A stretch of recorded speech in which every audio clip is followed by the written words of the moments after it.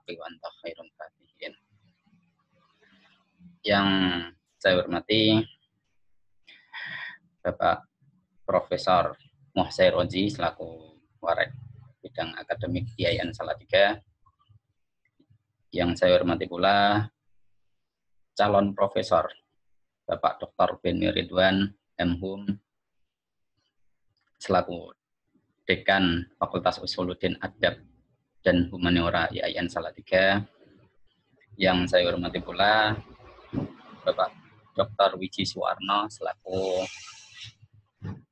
Ketua Perpus IAIN Salatiga. Dan yang saya hormati juga seluruh peserta dari berbagai penjuru yang ada di aplikasi Zoom meeting kali ini. Saya lihat ada beberapa orang-orang yang dari jauh, terutama yang dari Padang. Ya, ini memang wajib mengikuti dan harus memberikan komentar nanti. Saya harapkan semacam itu karena barangkali yang dari Padang ini bisa memberikan informasi untuk perbaikan dalam riset selanjutnya. Ya. Pertama-tama mari kita panjatkan puji syukur kita pada Allah Subhanahu wa taala yang pada kali ini kita tetap mendapatkan rahmat dan hidayahnya sehingga kita bisa mengikuti forum kajian literasi kitab ini. Selawat serta salam kita haturkan pada junjungan kita Nabi Muhammad sallallahu alaihi wasallam yang hingga pada detik kali ini kita tetap akan mengkaji terkait dengan sabda-sabda beliau. Kali ini saya memang mengangkat tema terkait dengan kitab Hadis Arba'in karya Syekh Muhammad Yasin bin Muhammad Yusuf Al-Fadani, ini dari Padang. Ya, ini berangkat dari kegelisahan saya. Hampir setiap karya hadis itu tidak melulu kitab-kitab yang besar. Ada beberapa kitab-kitab hadis yang ditulis dalam model yang sangat simpel, ya kira-kira antara 40-an lah, sehingga hadis itu menjadi atau dikenal dengan istilah arba'in. Hal ini juga sudah disabdakan oleh Nabi Muhammad, barangkali siapapun yang sebentar saya share slide-nya terlebih dahulu. Oke. Nah, saya kembali lagi.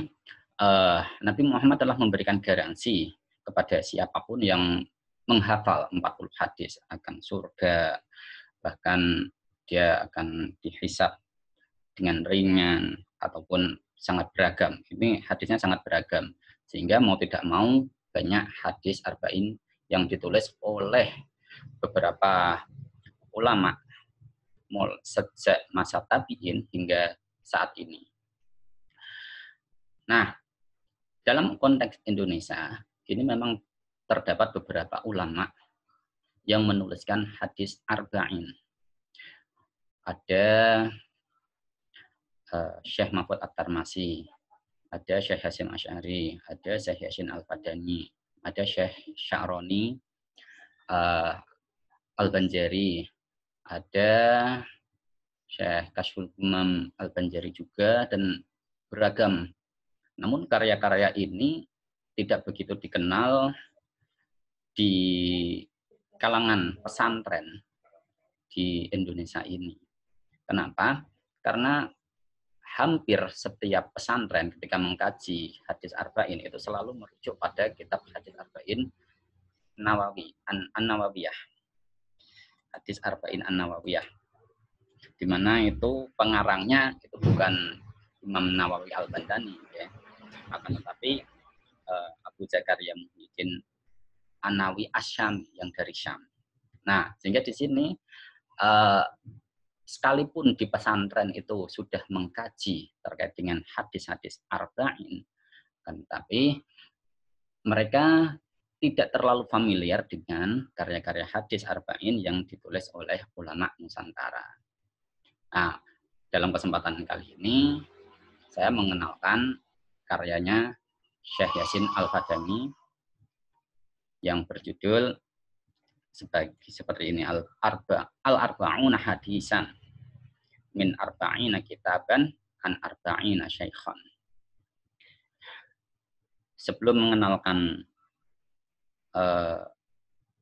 kitabnya, saya akan terlebih dahulu mengulas sedikit biografi tentang beliau. Sekalipun Syekh Yasin Al-Fadani ini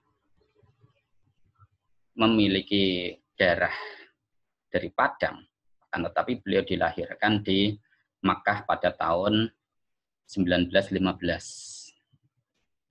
Dan beliau meninggal juga di Makkah pada tahun 1990 Miladiyah. Sekitar 75 tahunan lah usianya.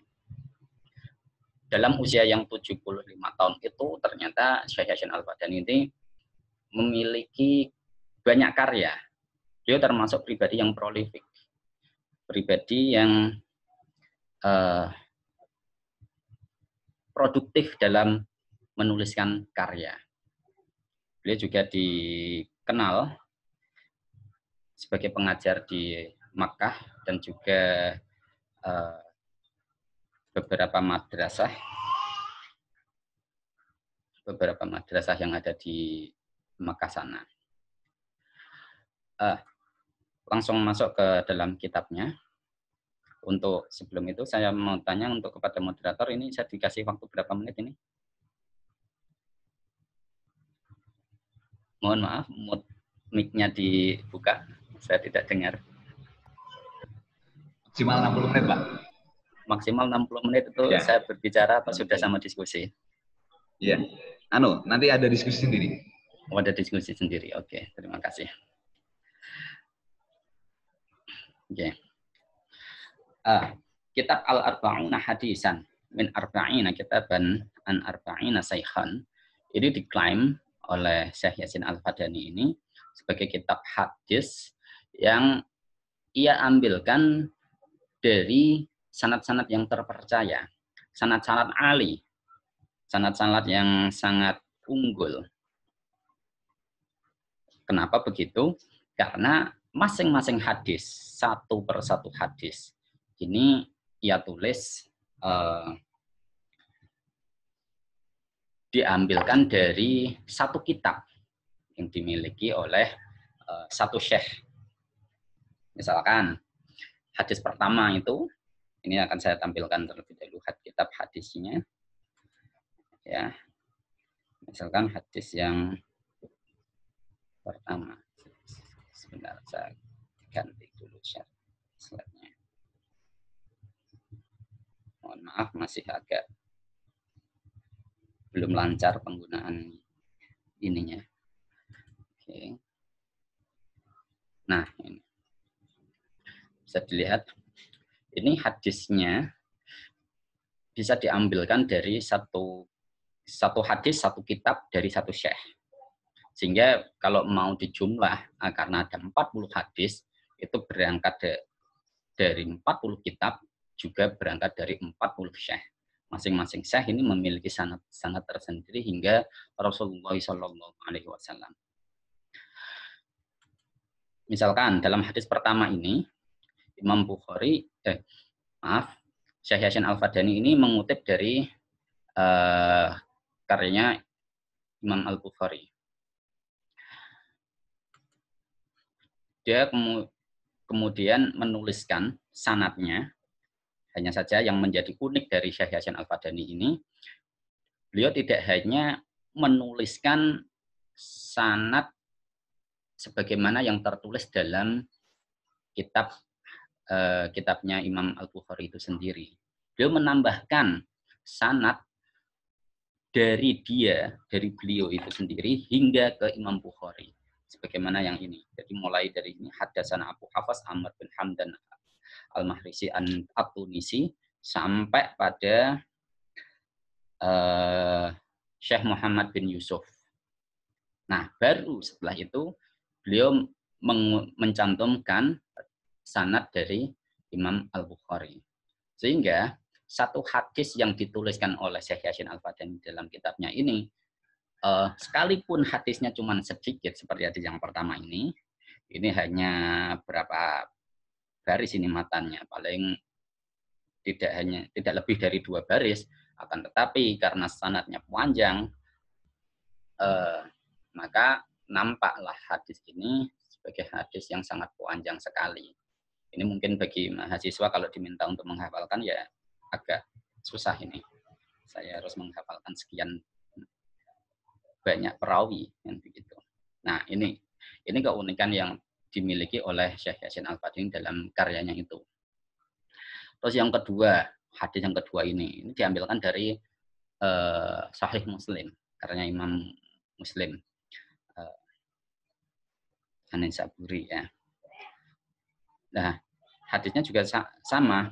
Hadisnya juga tidak terlalu panjang. Tidak terlalu panjang, mulai dari ini Al-Muslim Akhul Muslim sampai Satrahu Yaumal Qiyamah.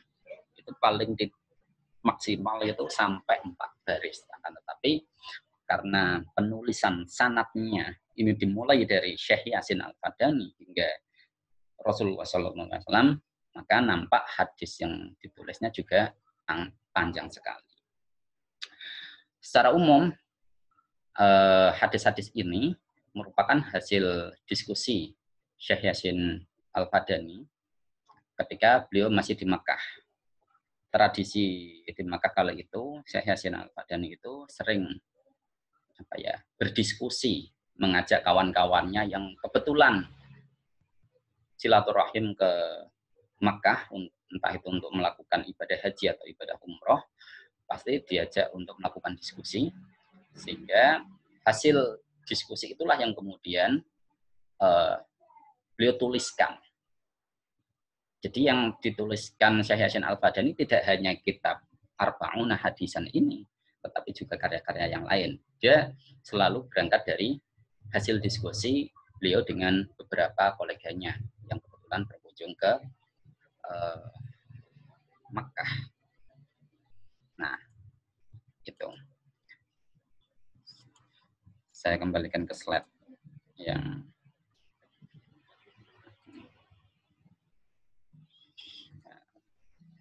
oke. Kita langsung jam ke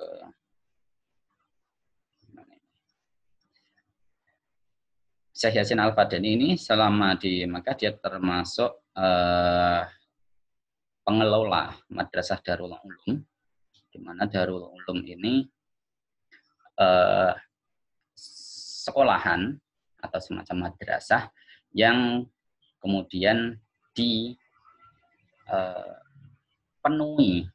oleh santri-santri dari Nusantara, kebanyakan dari Nusantara atau dari Asia Tenggara untuk memperluasnya. Di sana mereka akan belajar beberapa ilmu dari beberapa guru, termasuk Syekh Yasin Al-Fadani. Dia termasuk mengkaji ilmu hadis. Ilmu hadis ini. Nah,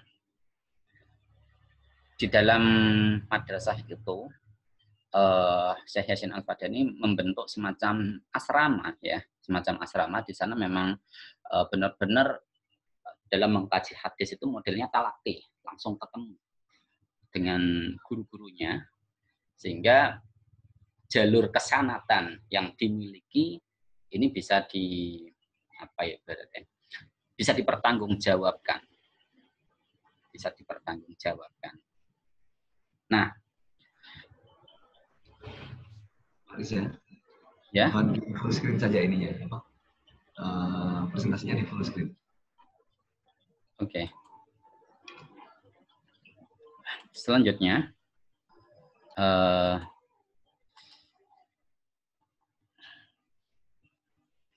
Syekh Yasin Al-Fadani ini karena dia memang memiliki spesifikasi di bidang hadis, terlebih dari klaim karyanya tadi yang satu hadis dari satu kitab dari satu syekh, sehingga dia terkenal memiliki paling tidak 40 jalur hadis.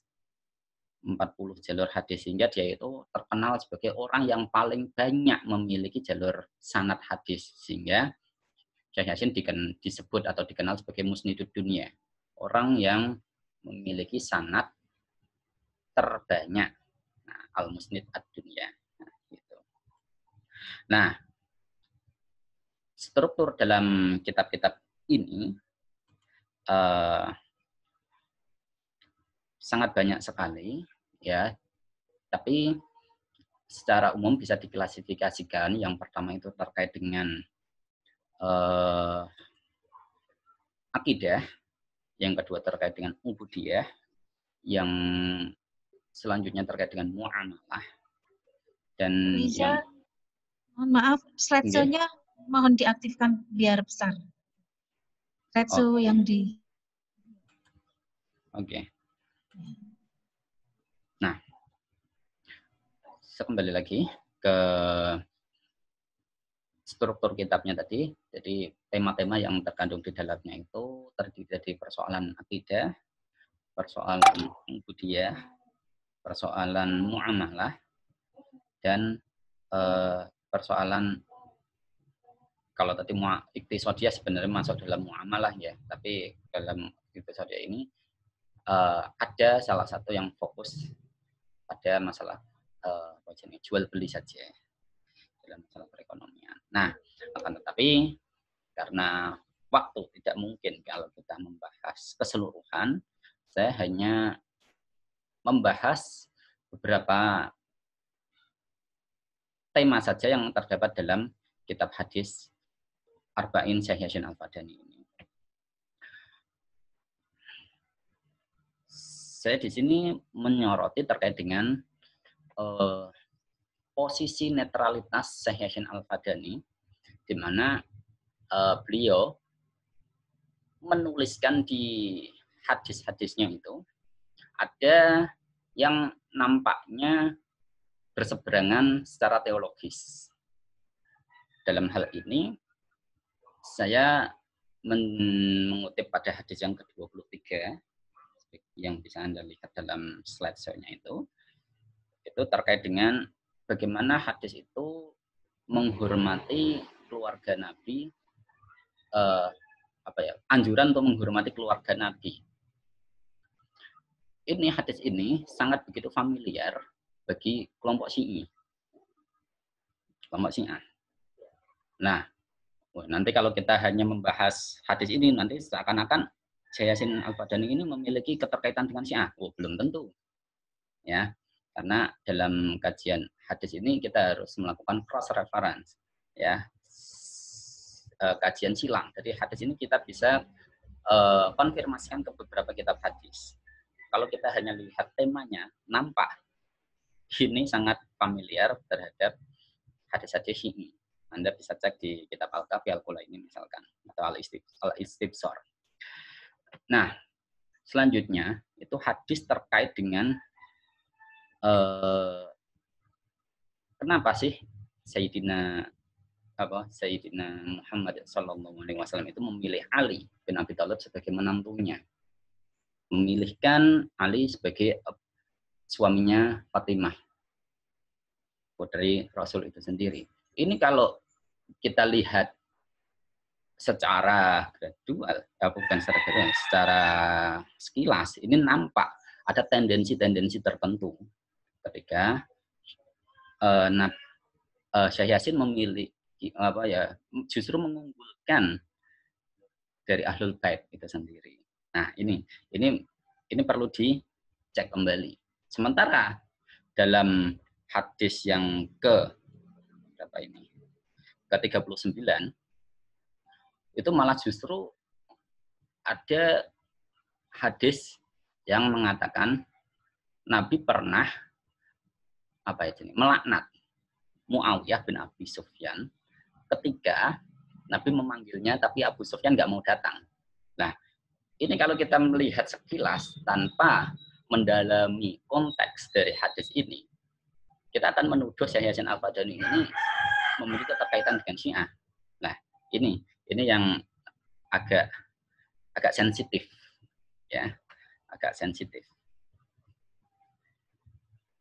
Maka dari itu, Syekh Yasin Al-Fadani memberikan komentar terhadap hadis yang ke-39 ini. Memberikan komentarnya begini. Komentarnya ada di bawah ini ya. Nah, kalau yang bingung untuk membaca ini, bisa baca yang ini saja, ya. Yang baca yang ini saja. Jika ada yang berkata, bagaimana bisa Rasulullah mengutuk, mencaci, melaknat, atau lainnya kepada orang yang tidak pantas dikutuk, dalam hal ini Muawiyah bin Abi Sufyan itu sendiri. Ya. Nah, kemudian Syekh Yasin memberikan beberapa pandangan ulama. Yang pertama itu, pada hakikatnya kutukan itu tidak dianggap oleh Allah Subhanahu wa taala. Karena kenyataannya kutukan itu merupakan bentuk penghargaan. Kenapa kok begitu? Kutukan kok bisa dianggap sebagai sebuah penghargaan? Nah, ini selanjutnya. Rasulullah itu memberikan hak pada orang yang pernah beliau laknat berdasarkan syariat yang disampaikan. Bahkan dalam riwayat yang lain itu Nabi pernah mencambuk, ya, suatu hari itu Nabi pernah mencambuk tentara yang dia keluar dari barisan perang. Nah, pada hari berikutnya di waktu yang sama, ya, bukan waktu yang sama ya, di event yang sama dalam arti pembarisan para pasukan, Nabi kemudian berseru pada para tentaranya itu. Baik para sekalian semua, siapa yang dulu pernah saya sakiti, silahkan saat ini Anda berhak untuk membalas saya. Nah, sampai saat itu. Nah, jadi Nabi pernah memberikan perlakuan yang kasar terhadap pasukannya, akan tetapi di lain hari Nabi bersedia untuk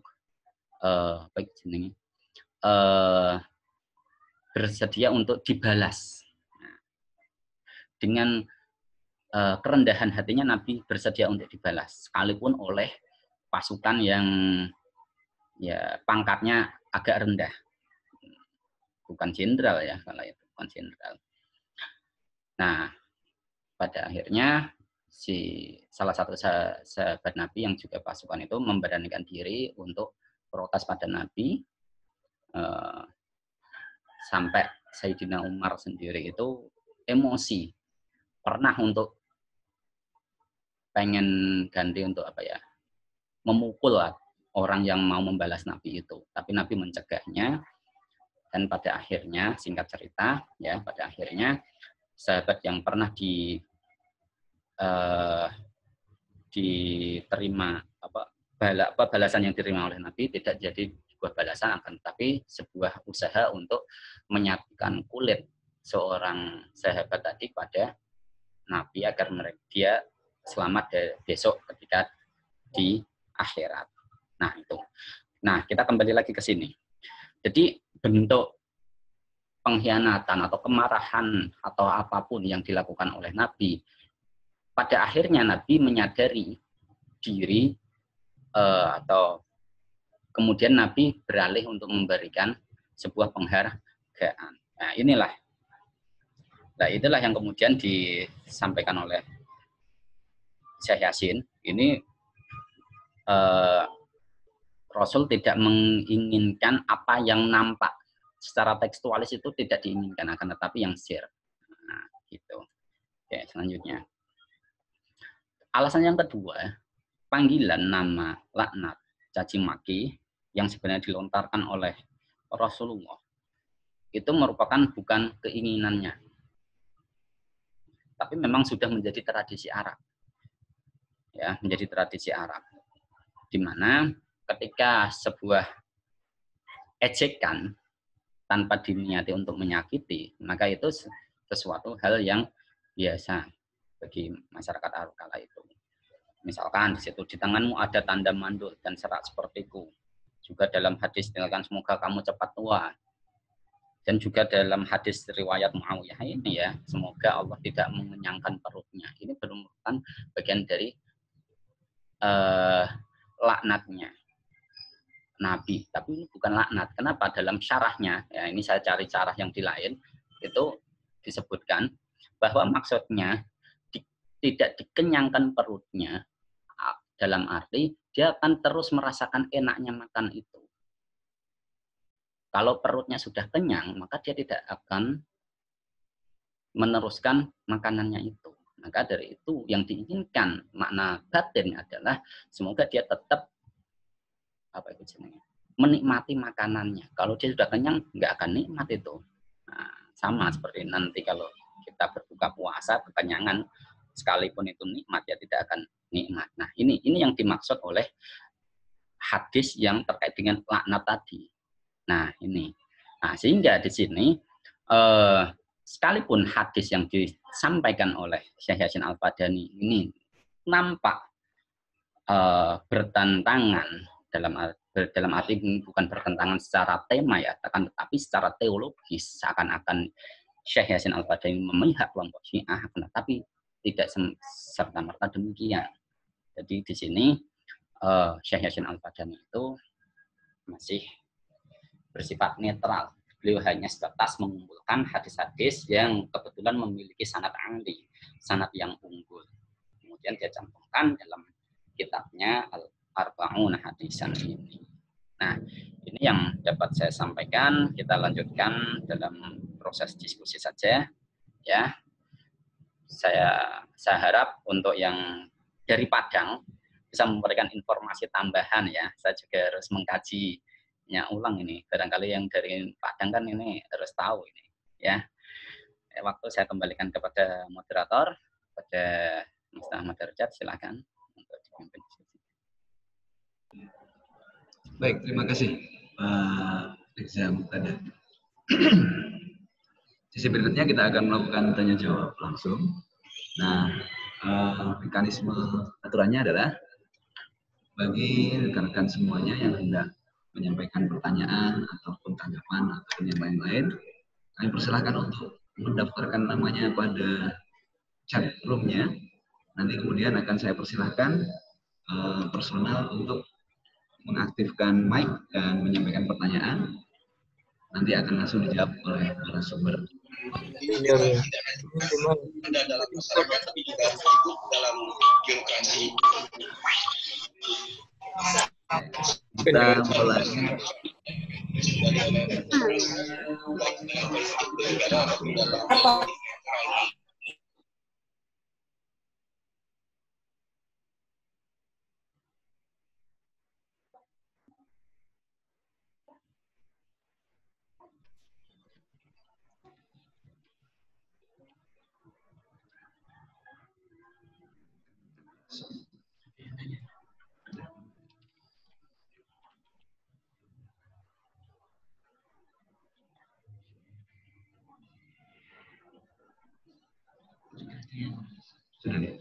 Sudah naik. Belum. Mana ini yang tanya?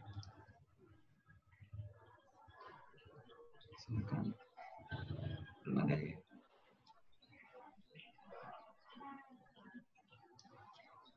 Baik, tadi ada hal yang sangat penting yang disampaikan oleh Bapak narasumber bahwa kitab karya Syekh Yasin ini sedikit kalau tidak diperhatikan dengan jeli akan memberikan kesan bahwa beliau ini memiliki afiliasi pembelaan terhadap kelompok Syiah dan sedikit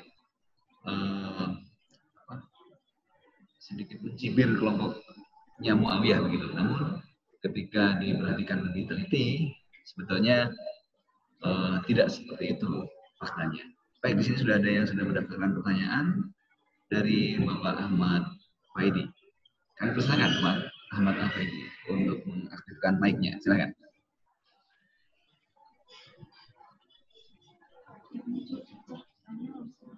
Ya.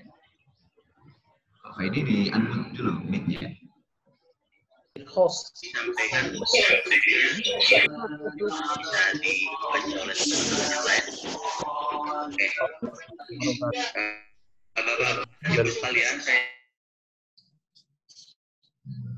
Assalamualaikum warahmatullahi wabarakatuh.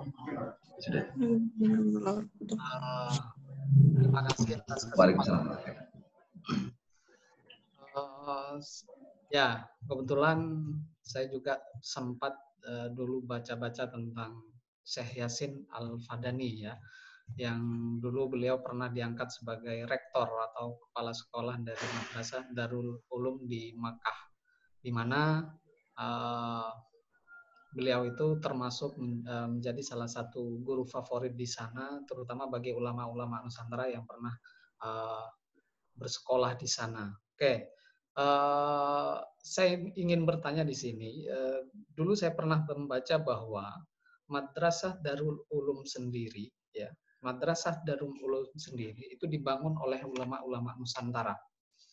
Ulama-ulama Nusantara yang mana ada banyak yang bilang bahwa Darul Ulum ini merupakan pondok, kalau dalam konteks sekarang itu banyak yang mengatakan bahwa pondok Darul Ulum ini salah satu, merupakan satu-satunya pondok di Mekah ya yang bercorak Islam Nusantara dalam tanda petik ya, dalam tanda petik agak wasatiyah berarti. Jadi, nah kemudian yang saya tanyakan, kalau memang dalam kitab Al-Arba'in ini kecenderungannya lebih pada Syiah, yang ingin saya tanyakan itu kira-kira genealogi Syekh Yasin Al-Fadani untuk kecenderungan pemikirannya itu pada siapa atau dari afiliasinya dan lain sebagainya. Mungkin itu yang saya pengen tanyakan saja.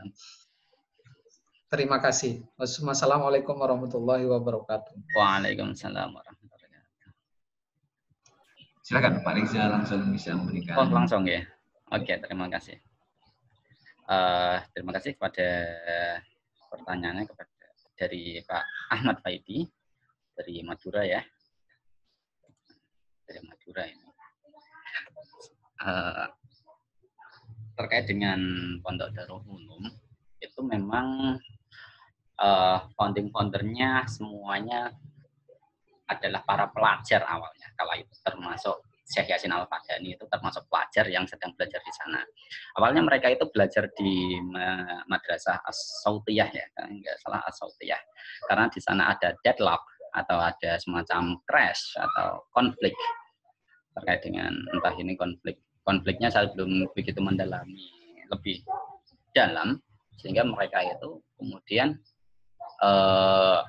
mendirikan madrasah itu, madrasah yang diberi nama Darul Ulum. Di sana Syekh Yasin Al-Fadani merekrut beberapa orang untuk diajak masuk dan juga untuk mendirikan atau mengembangkan madrasah Darul Ulum itu sendiri. Sehingga coraknya memang corak Islam Tenggara. Jadi saya menyebutnya tidak hanya sebatas Islam di Indonesia ya, tapi di Asia Tenggara, karena di sana ada yang dari Malaka, ada yang dari Brunei, ada yang dari beberapa daerah di Asia Tenggara itu sendiri. Nah, sehingga corak-corak keislamannya adalah Islam model Asia Tenggara di sana. Nah, kalau terkait dengan ada unsur kesyiaan, tadi saya tidak mengatakan ada unsur kesyiaan di dalam hadisnya. Akan tetapi kalau kita melihat sekilas dari hadis yang dituliskan, karena memang juga tercantum dalam kitab-kitab Syi'i, ini nanti beberapa pengkaji hadis akan menuduh dia sebagai agen Syiah, kan begitu.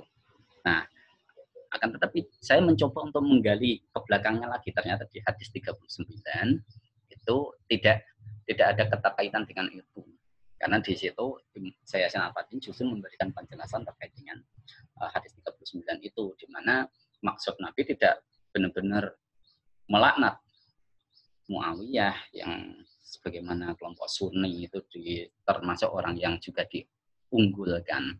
Nah, secara genealogi keilmuan, Syekh Yasin Al-Fadani ini termasuk orang yang pernah mengkaji kepada Syekh Mahfud At-Tarmasi. Ya, Syekh Mahfud At-Tarmasi yang dari Pacitan. Kemarin saya sempat datang ke sana ya. Juga pernah belajar ya, dengan Mbah Hasyim Asy'ari juga pernah. Nah, jadi beliau dengan beberapa orang-orang setelahnya itu juga pernah berguru. Jadi di situ satu forum mengajar di Makkah itu bukan berarti memang benar-benar mengajar di atau kampus di sana asli, akan tetapi terkadang dia mengajar di perguruan tinggi atau madrasah yang kebetulan diinisiasi oleh orang-orang yang asli dari Indonesia ini, termasuk Syekh Yasin Al-Fadani, Mbah Hasyim Sari, terus siapa lagi itu, Mbah Syekh Mahfud At-Tarmasi, terus Syekh Sya'roni Arif Al-Banjari, terus Syekh Kashful Umam itu. Nah, ada beberapa orang yang memang dia menuliskan karya itu di sana. Sehingga secara genealoginya mereka tidak murni langsung ketemu dengan syekh-syekh yang ada di sana. Mereka juga ketemu dengan beberapa syekh-syekhnya itu. Nanti Anda bisa lacak di sini ada beberapa syekh ya. Misalkan ini di dalam kitab maaf saya lupa untuk share yang mana yang tadi. Oke. Nah, ini orang-orang semuanya ini ada di sana. Akan tetapi ada beberapa kawannya Syekh Yasin Al-Fadani juga berangkat dari orang-orang Indonesia. Ya. Jadi secara genealogi keilmuan tiga orang yang saya telusuri baru ketemu jalurnya itu empat orang yang saya temukan memang ketemu sanadnya. Itu pertama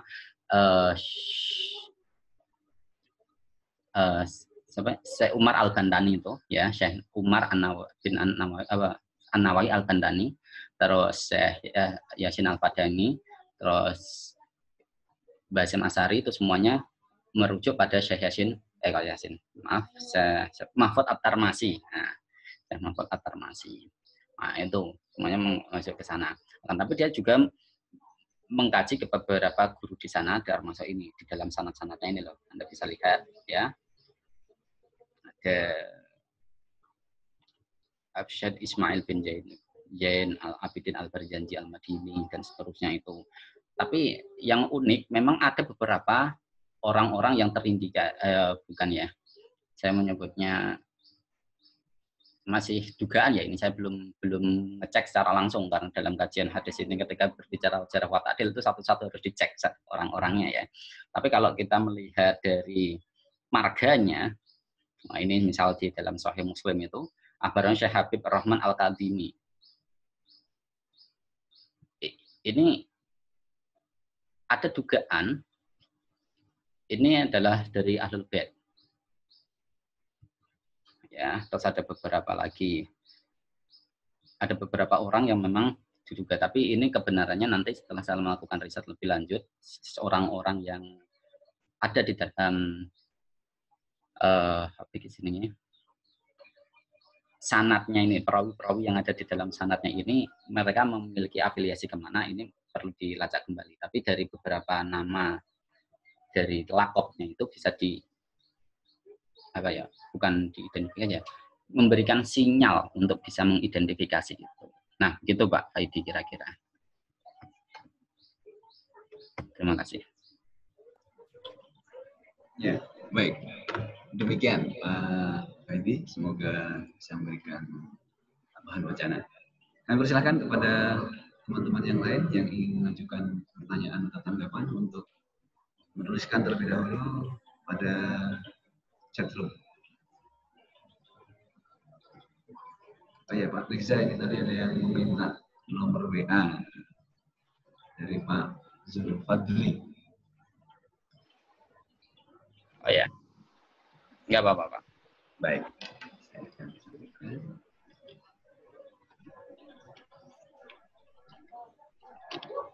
Oke, barangkali ada yang lain. Ini kalau saya baru untuk sampai saat ini saya baru membahas 6 kitab hadis Arba'in Nusantara. Salah satunya Syekh Yasin Al-Fadani. Masih banyak lagi.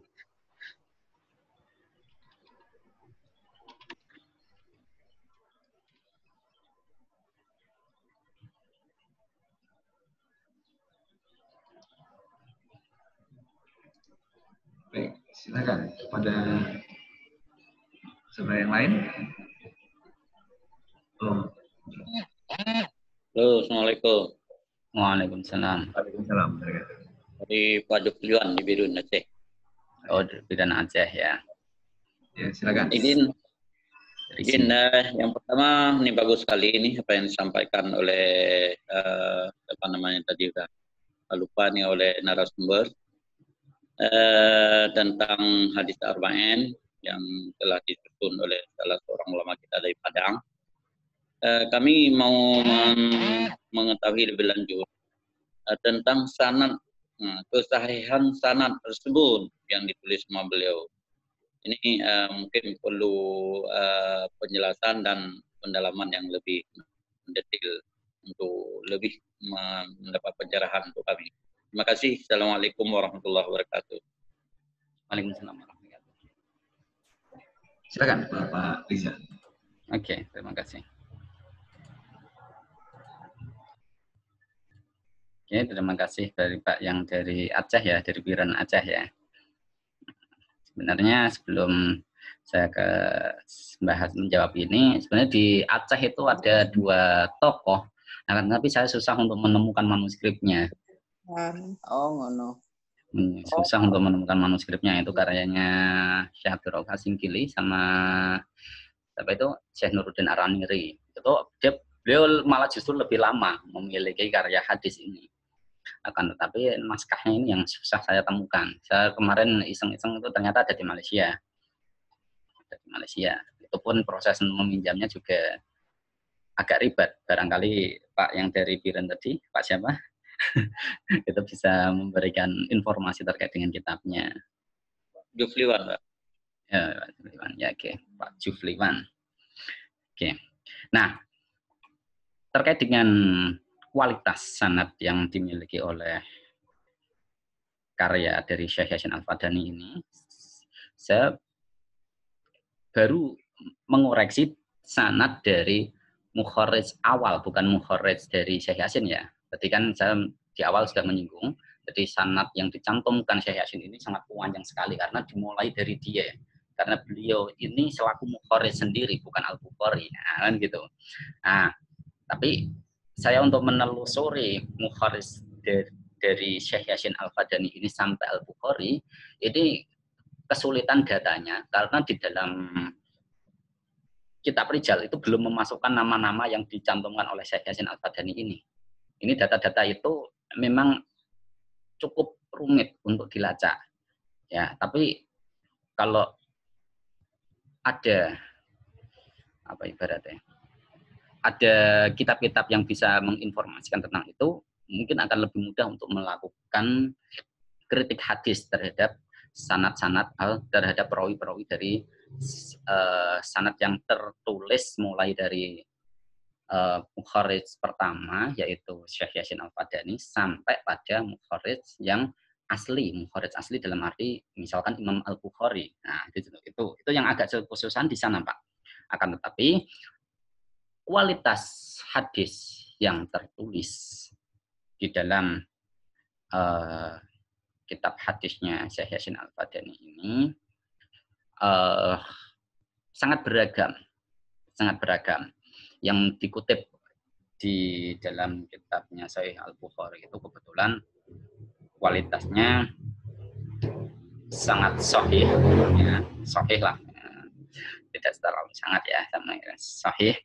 Sekalipun Az-Zuhri ini banyak yang kemudian mengkritik oleh Az-Zuhri ini, ya, sekalipun banyak yang mengkritik oleh Az-Zuhri, tapi secara kualitas ini bisa dilacak melalui kitab Rijalul Hadis. Ya, sangat beragam kitab hadisnya karena tidak dari kitab-kitab muktabar yang sudah diakui kualitas dari hadis-hadisnya itu. Kalau di kalangan Sunni itu kan sudah kenal dengan yang kutubus sittah, ya, minimal kutubus sittah, meluas menjadi kutubus tis'ah, ada 9 kitab. Nah, itu mereka kebanyakan kelompok Sunni sudah mengamini bahwa kitab-kitab itu memiliki otoritas yang tinggi dengan kualitas sanad yang tinggi. Akan tapi kitab-kitab yang lain seperti kitab-kitab yang dicantumkan di akhir-akhir itu tidak terlalu memiliki kualitas yang sangat tinggi. Sehingga bagi para pengkaji hadis pun bisa mengkaji lebih lanjut terkait dengan kritik hadis dari kitab Syekh Yasin Al-Fadani ini. Yang cuman dengan catatan ya, yang agak susah untuk menemukan datanya adalah mencari identitas dari perawi mulai dari Syekh Yasin Al-Fadani sampai pada mukharij aslinya. Nah, itu yang agak susah untuk menelusuri. Nah, kalau mukharij dari Imam Al-Bukhari sampai Nabi, insya Allah kitab-kitab Rijalul Hadis itu sudah pada membahas itu. Sekian, Pak. Barangkali ada sanggahan. Izin, apakah sanadnya ada yang terputus atau tidak? Oke. Langsung, ya. Untuk rangkaian sanadnya, ini sudah dicantumkan oleh Syekh Yasin Al-Fadani sampai pada Nabi Muhammad SAW, dan insya Allah ya, ini saya belum meneliti keseluruhan ya, hanya baru sampelnya saja beberapa kemarin, itu yang saya lacak itu tidak terputus. Hanya saja saya belum bisa memberikan garansi untuk yang sanad mulai dari Syekh Yasin sampai pada mukharij asli itu. Mukharij asli itu saya belum bisa mengatakan sanadnya terputus atau tidak, karena saya kesulitan mencari data itu, Pak. Tapi kalau untuk yang hadasana mulai dari mukharij yang asli sampai pada Nabi bisa dilacak, dan alhamdulillah semuanya mutasil. Nah, itu. Jadi kalau memang ditanya lebih lanjut terkait dengan ketersambungan mulai dari sini sampai sini, ya, ini saya akui saya agak kesulitan untuk melacak itu. Baik, terima kasih. Assalamualaikum warahmatullahi wabarakatuh. Waalaikumsalam warahmatullahi wabarakatuh. Terima kasih Pak Riza dan Pak Jufliwan. Jadi setidaknya kitab yang ditulis oleh Syekh Yasin Al-Fadani ini bisa dilakukan pelacakannya berdasarkan mukharij utama. Artinya dari Sahih Al-Bukhari-nya, dari Muslimnya, tadi saya juga lihat ada Hilyatul Auliya-nya, itu bisa dilakukan pelacakan. Dan insya Allah nanti pada akhir seri literasi kitab di Perpustakaan Yayasan Salatiga ini akan ada sesi ruang Zoom untuk berlatih melakukan takhrij secara simpel, jadi takhrij instan begitu terhadap hadis-hadis, sehingga untuk mentakhrijkan, mengecek kesahihan dari 40 hadis itu bisa dilakukan dengan cepat, insya Allah di akhir dari putaran literasi kitab ini. Oh ya, tadi Bapak Faidi ingin mengajukan beberapa hal lagi. Mari, silakan Pak Faidi disampaikan kembali.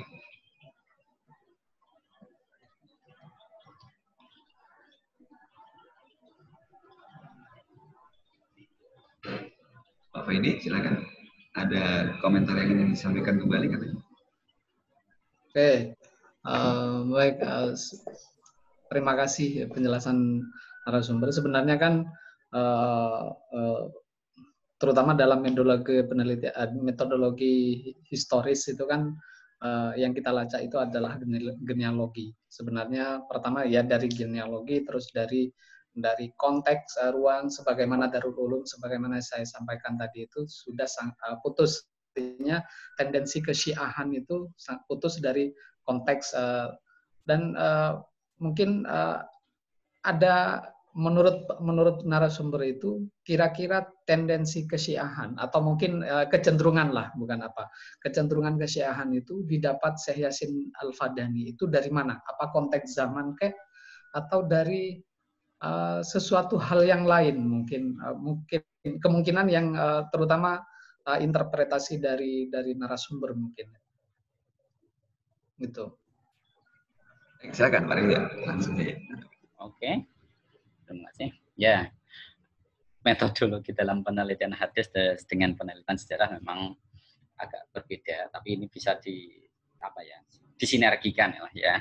Disinergikan. Kalau dalam kajian hadis akan berangkat dari kritik sanad. Nah, sanad baru sampai ke genealogi, tapi kalau dalam penelitian sejarah dimulai dari genealoginya. Gitu. Oke. Terkait dengan keterkaitan Syekh Hasan Al-Badani dengan perawi-perawi Syiah, itu memang dari beberapa gurunya ada orang-orang yang memiliki afiliasi terhadap kelompok-kelompok Syiah. Ya, kelompok-kelompok Syiah. Jadi ada beberapa nama ya, termasuk siapa ya di dalam hadis yang ke-29 saya lupa saya.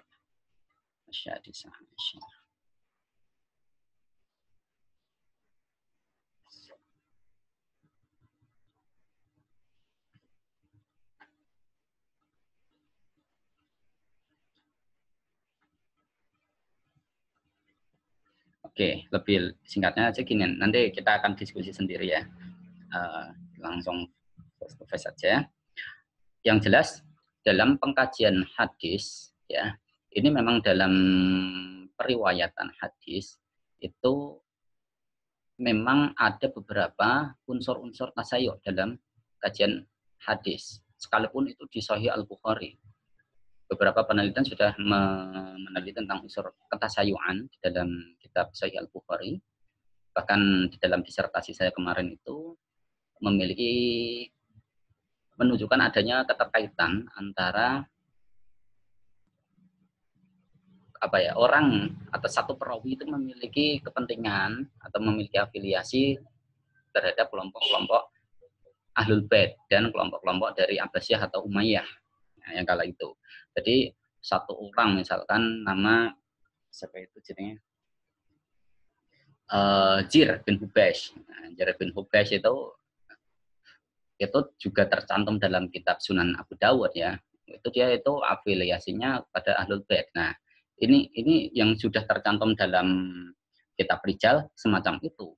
Jadi kita tidak menampik bahwa ada di dalam kitab hadis-hadis Sunni itu ada unsur-unsur tasayyuh, di mana perawi-perawi hadisnya itu memiliki afiliasi dalam kelompok-kelompok Syiah. Nah, itu. Nah, di dalam hadisnya Syekh Hasan Al-Badani ini sangat mungkin kemasukan unsur-unsur semacam itu. Hanya saja saya jujur kembali untuk melacak terkait dengan identitas perawi mulai dari Syekh Hasan Al-Badani hingga mukharrij asli itu mengalami kesulitan karena nama-nama itu belum tercantum dalam kitab Rijalul Hadis. Nah, dalam kitab Rijalul Hadis. Nah, itu Pak Faidi.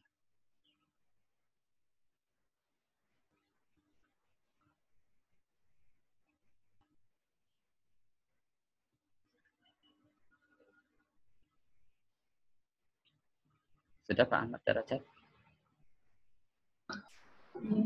Baik, ini ada pertanyaan. Oke.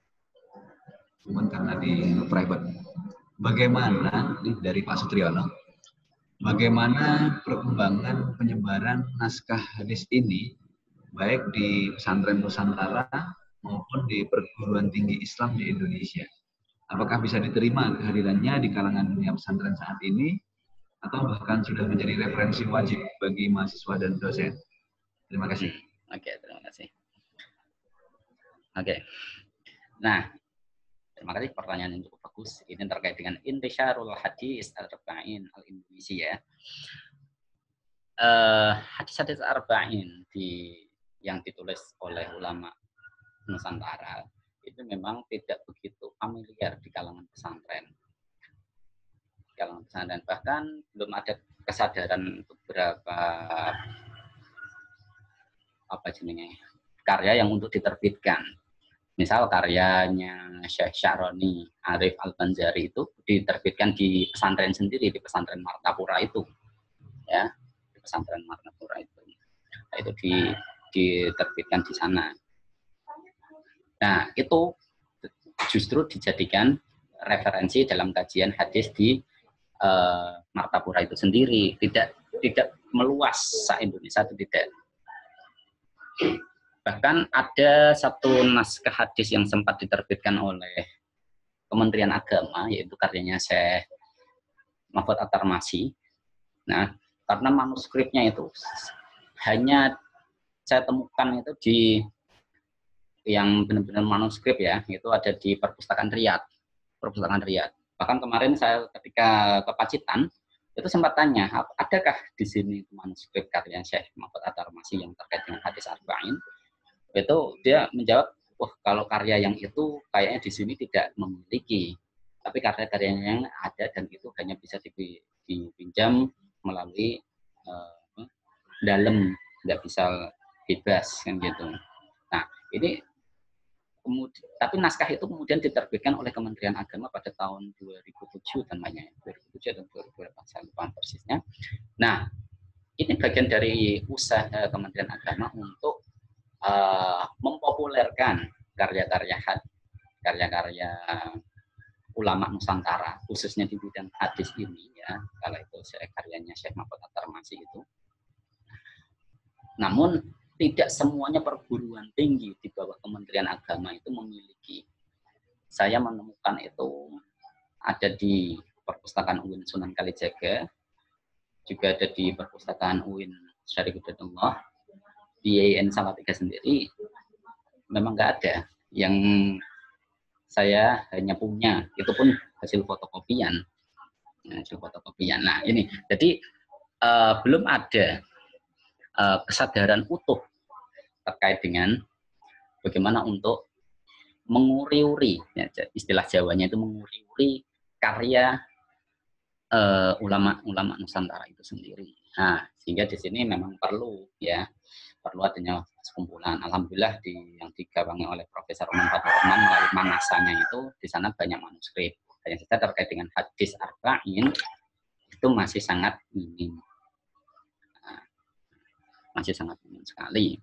Saya harap beberapa perguruan tinggi yang ada di Indonesia ini, terutama yang di bawah Kementerian Agama, itu wajib memasukkan mata kuliah studi naskah hadis Nusantara atau hadis Indonesia atau naskah hafalah kan begitu. Nah, kalau di Salatiga mata kuliahnya adalah kajian hadis di Indonesia. Nanti akan dikaji terkait dengan naskah-naskah itu, bagaimana perkembangan hadis di Indonesia. Nah itu Pak.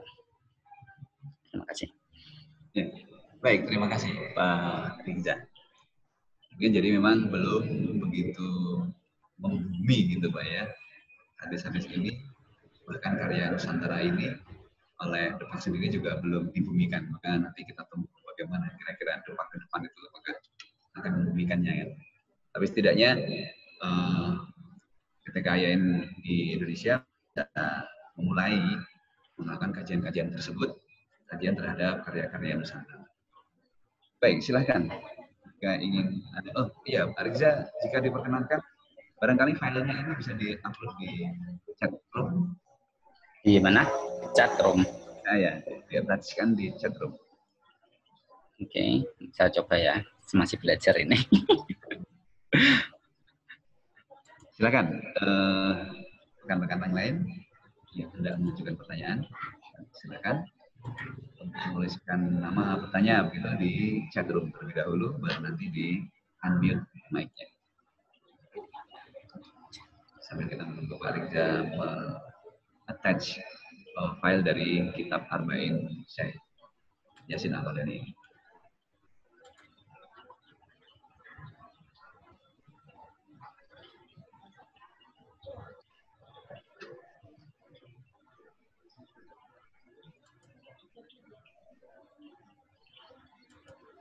Jadi tadi sedikit disinggung bahwa sekali lagi Syekh Yasin Al-Qadani ini bukan berarti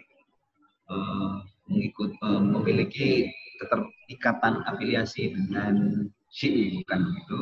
Meskipun beberapa hadisnya terlihat cenderung membela Ahlul Bait, atau bahkan ada yang menyantumkan hadis yang mencela Muawiyah, tapi sama sekali bukan berarti bahwa Syekh Yasin Al-Qadani ini memiliki afiliasi dengan Syiah, bukan begitu. Dan Bang, kalau kita cermati banyak juga sebetulnya hadis-hadis yang dicantumkan dalam kitab-kitab induk Sunni ini, sebetulnya para periwayatnya juga memiliki afiliasi dengan Syiah. Beberapa di antaranya memang begitu. Baik. Silakan rekan-rekan sekalian jika ingin mengajukan pertanyaan. Ini kita masih punya sedikit waktu. Saya masih belum menemukan attachment-nya di mana ini. Sudah. Di chat room itu bagian pojok kanan ada file itu, bisa diklik untuk chat. Untuk yang file ini sudah chat room ini. Sebelah kanan ada small. Atau bisa dikirim via WA, nanti saya kirimkan ke grup ke chat room ini.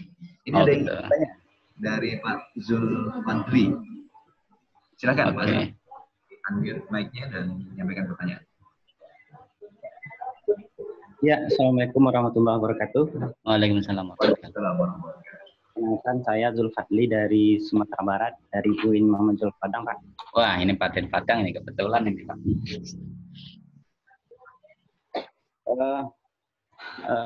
Mohon maaf sebelumnya, sekarang kan kita membahas tentang Syekh Hasyim Al-Fadani dari Padang.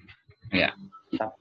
Sesuai apa yang dikatakan oleh pemateri tadi, bahwa Syekh Hasyim Al-Fadani itu memang beliau adalah keturunan dari Sumatera Barat, Padang, tetapi beliau lahir Mekah dan besar di sana dan juga di sana. Jadi kalau saya lihat dari para sarjanawan ilmu hadis di Sumatera Barat, belum ada yang membahas gitu, Pak.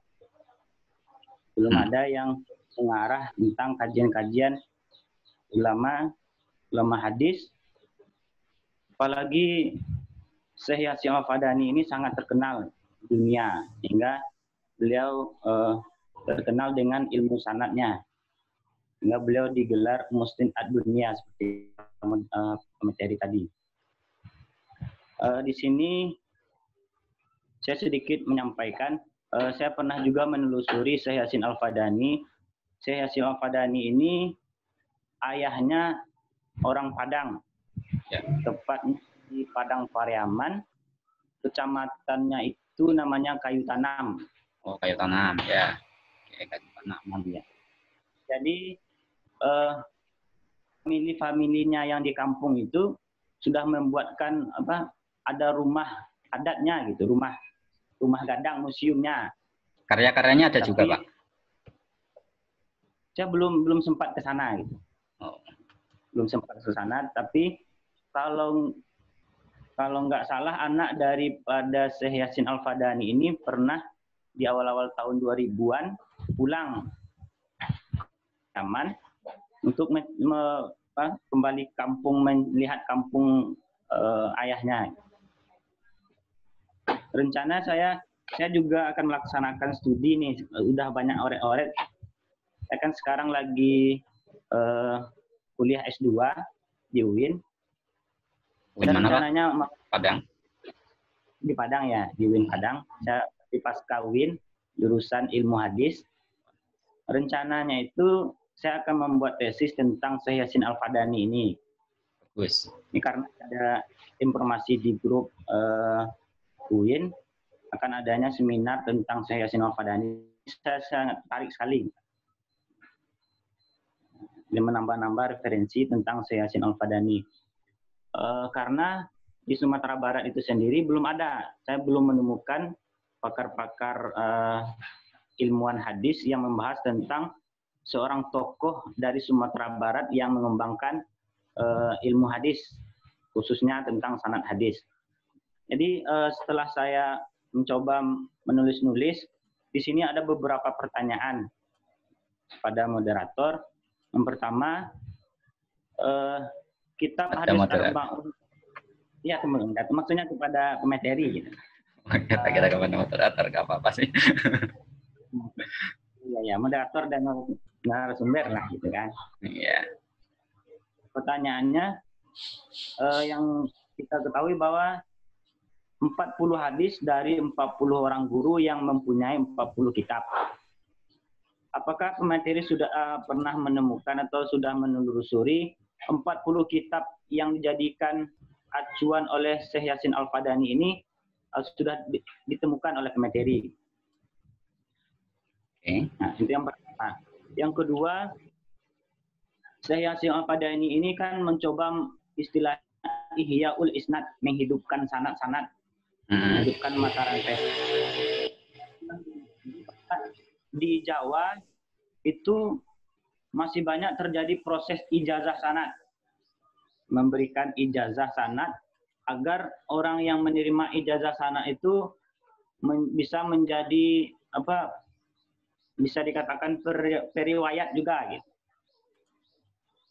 Jadi kalau kita lihat kalau zaman periwayatan hadis dulu itu tujuannya kan untuk mencari kualitas hadis. Untuk zaman sekarang ini urgensinya? Sehingga Coba maaf, ulangi yang terakhir tadi, Mas. Urgensi daripada urgensi, ya. Urgensi Ihyaul Isnad yang dikembangkan oleh Yasin Al-Fadani. Dan selanjutnya apakah pemateri juga menelusuri tentang proses ijazah-ijazah sanad-sanad yang dikembangkan oleh murid-murid Syekh Yasin Al-Fadani. Kalau di Sumatera Barat itu nggak ada. Kalau kita lihat nggak ada tradisi ijazah-ijazah gitu. Kalau saya dengar di Jawa itu banyak yang melakukan tradisi ijazah-ijazah, terutama ijazah sanad yang dikembangkan oleh Syekh Yasin Al-Fadani. Baik, terima kasih. Oke. Baik, terima kasih kepada Bapak Zulfandri. Berarti ada 2 pertanyaan, Pak Rizal.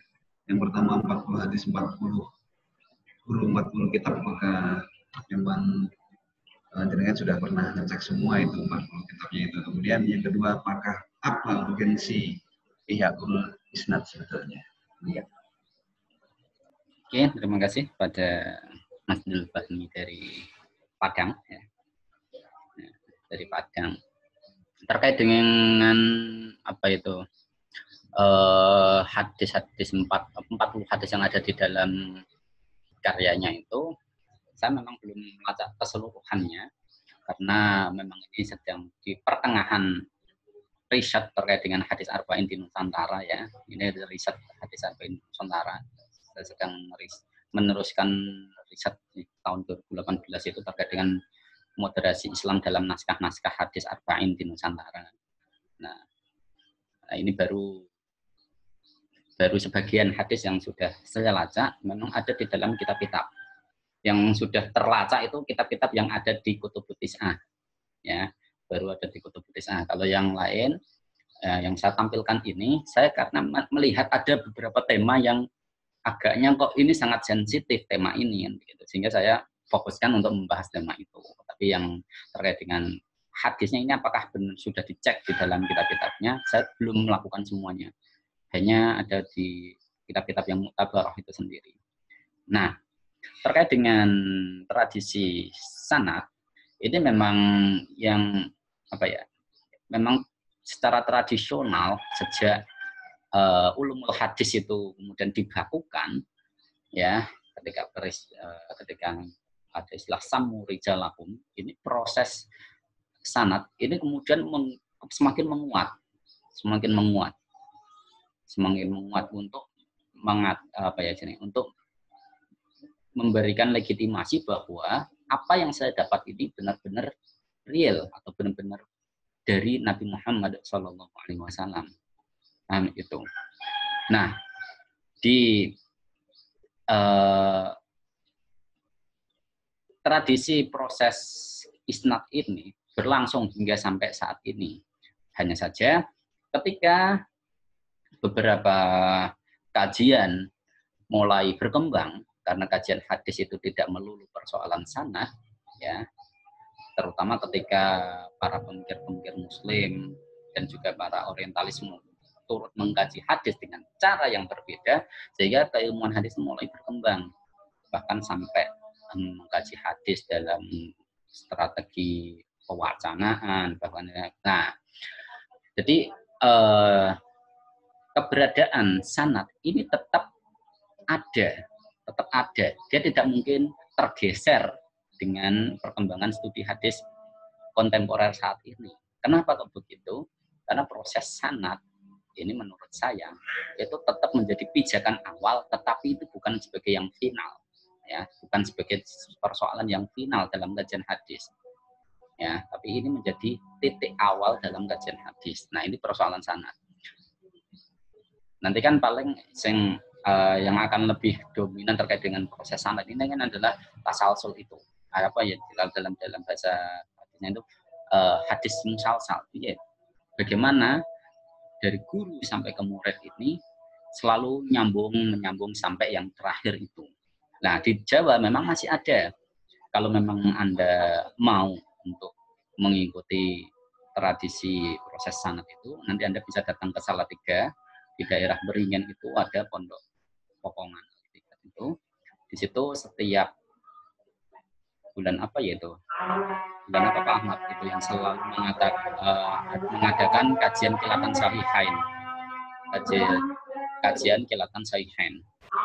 Jadi yang dikaji di pondok pesantren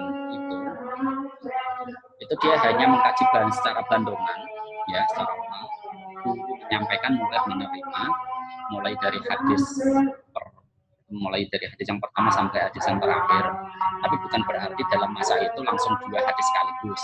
Jadi langsung modelnya itu per event. Jadi semisal event ini kita mengkaji hadis Al-Bukhari, event depannya kita mengkaji hadis Sahih Muslim. Nah, biasanya setelah akhir biasanya ada proses ijazah. Ada proses ijazah di mana di dalam lampiran itu tertulis nama-nama dari guru-guru sampai pada Nabi Muhammad SAW. Nah, di situ ada yang disinggung itu ada Mbak Hasyim Asy'ari, ada Mbak Syekh Mahfud At-Tarmasi, ada saya lupa ada Mbak Yasin Al-Fatihah atau enggak ya, itu saya belum jelas ya, tapi di sana ada. Nah, ini nanti Anda bisa ikut kajian kilatan sahihain. Cuman waktunya ini yang saya lupa kapan itu pastinya. Jadi bisa datang ke Salatiga, bisa ketemu sama Mas Ahmad. Nah, gitu ya Pak.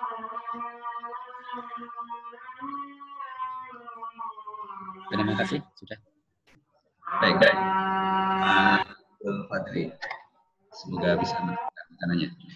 Jadi karena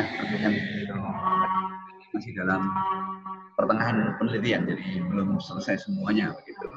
Kemudian urgensi tentang Ihyaul Isnad ini sebetulnya adalah tradisi hadis itu sendiri. Jadi memang dalam hadis ada tradisi isnad, meskipun itu bukan hal yang satu-satunya hal yang utama karena masih banyak hal lain yang harus diikuti. Baik, sesi tanya jawab saya rasa cukup. Terima kasih, dan nanti ini sesi berikutnya adalah pengumuman dari host. Ada beberapa hal yang akan diumumkan. Sekali lagi kami mengucapkan terima kasih kepada Bapak Riksa Muqtada serta seluruh rekan-rekan yang hadir pada acara literasi kita di Perpustakaan Yayan Salatiga ini. Sebelum saya serahkan kepada administrator, kepada host, saya pribadi mengantarkan acara literasi pada siang hari ini. Untuk banyak kesalahannya, saya mohon maaf. Semoga yang diinisiasi oleh Perpustakaan Yayan Salatiga ini benar-benar bisa bermanfaat dan akan terus berlanjut. Demikian, akhirul kalam, Assalamualaikum warahmatullahi wabarakatuh. Waalaikumsalam. Bapak Ibu sekalian, kita akan ada sesi untuk dokumentasi. Mohon waktunya sebentar, dan ada pengumuman untuk e-sertifikat akan kita share di grup untuk linknya. Jadi grupnya akan kita close besok setelah pengumuman sertifikat. Monggo sesi foto. Boleh bergaya literasi ya. Terima kasih. Iya. Bergaya literasi. Untuk kenang-kenangan, ya. Iya. Oke. Semuanya. Tim dokumentasi ya. Oke. Ya. Makasih Bu. Ya, sama-sama. Udah. Dari Aceh nih Bu Udah, ya. apa, belum? Bu, kapan ke Aceh? Mana? Kapan ke Aceh kali? Kapan ke Aceh? Ke Aceh. Kapan ke Aceh? Aceh? Ya. Oh, kapan ke Aceh?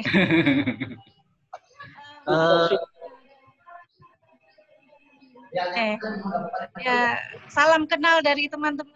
Buat teman-teman se-Nusantara, kita akan ada literasi. Ini sudah sesi foto sudah? Belum. Oh, belum diaktifkan selesai. semuanya. Ya, belum selesai. Mohon maaf. Ya, videonya mohon diaktifkan Mohon semuanya. tangannya untuk berfoto lagi. Salam literasi. Dilihatkan. Videonya belum tangannya. diaktifkan semua. Oh, videonya belum diaktifkan semuanya. Ya. Ini ya. Sudah belum? Dihitung Mas Unu? Dihitung Mas? Lagi. Biar terdokumentasikan semuanya. Oh, sebentar ya. Senyumnya tetap ya, tetap smiling. Keep smiling. Tangan saya malah nggak. Ya, sudah ya, literasi. Ya, sudah. Oh, belum. Ada yang belum, Mbak Rahmi. Mbak Rahmi belum. Oh Mbak iya. Rahmi. Oh, tolong di Mbak Rahmi. Ya, Bu Rahmi. Bu Rahmi. Kemudian Pak.